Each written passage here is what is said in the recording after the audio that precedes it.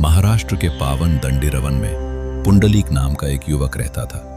वो बलवान और बुद्धिमान तो था, किंतु उसका हृदय अहंकार से भरा था। एक अत्यंत साधारण परिवार में जन्म लेने के बावजूद वो अपने वृद्ध माता पिता जानुदेव और सत्यवती को बोझ समझता था। उसकी दुनिया केवल खुद तक और अपनी पत्नी की इच्छाओं तक सीमित थी। बापू, सामान उठाइए। काशी जाने वाले यात्रियों का जत्था निकलने वाला है। यदि देर हुई तो हम पीछे छूट जाएंगे। बेटा, मेरे पैर अब जवाब दे रहे हैं। क्या हम कुछ दिन बाद नहीं जा सकते? अजी, सुनते हो? अगर ये धीमे चलेंगे तो हमें घोड़े से उतरना पड़ेगा। मैंने पहले ही कहा था, इन्हें यहीं छोड़ देते हैं। नहीं, इन्हें साथ चलना ही होगा।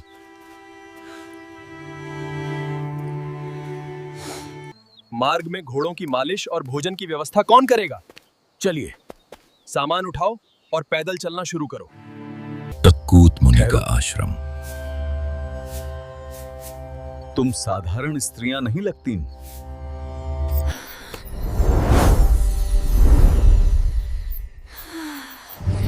अभी तुम डरावनी और मैली दिख रही थी और अब देवताओं जैसा तेज।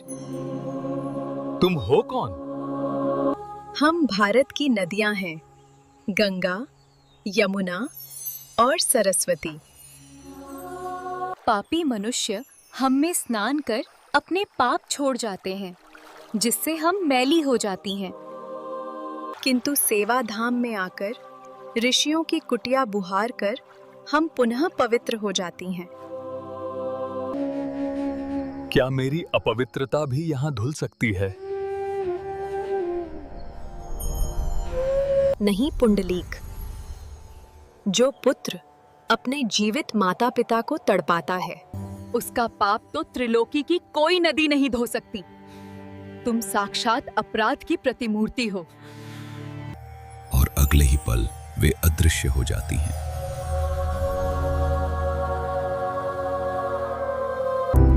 पुंडलीक रोते हुए अपने माता पिता के कमरे की ओर दौड़ता है।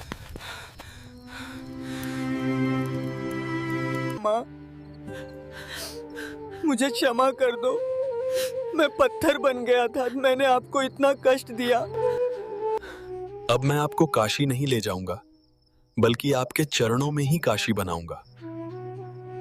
पुंडलीक पिता के पैर दबा रहा होता है। तभी कुटिया का द्वार दिव्य प्रकाश से भर उठता है और भगवान विट्ठल प्रकट होते हैं। पुंडलीक, मैं वैकुंठ छोड़कर तुम्हारे द्वार पर आया हूं। बाहर आओ, मुझे दर्शन दो। हे प्रभु, आपका स्वागत है, किंतु मैं अभी पितृ सेवा में लीन हूं। सेवा बीच में छोड़ना मेरा धर्म नहीं कहता। कृपया प्रतीक्षा करें। द्वार पर स्वयं ईश्वर खड़ा है और तुम एक क्षण के लिए भी नहीं उठोगे?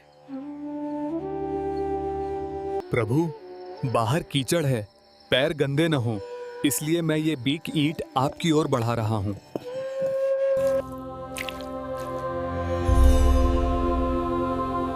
हे विठोबा, मैंने अपनी सेवा के कारण आपको बहुत प्रतीक्षा करवाई। कृपया मुझे क्षमा करें। पुंडलीक, तुम्हारी इस निष्ठा ने मुझे बांध लिया है।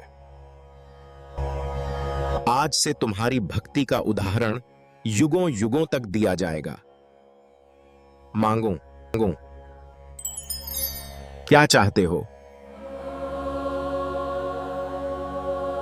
प्रभु, बस यही वरदान दें कि आप इसी ईंट पर, इसी मुद्रा में यहीं स्थापित हो जाएं, ताकि दुनिया जान सके कि माता पिता की सेवा करने वाले के घर भगवान स्वयं चलकर आते हैं।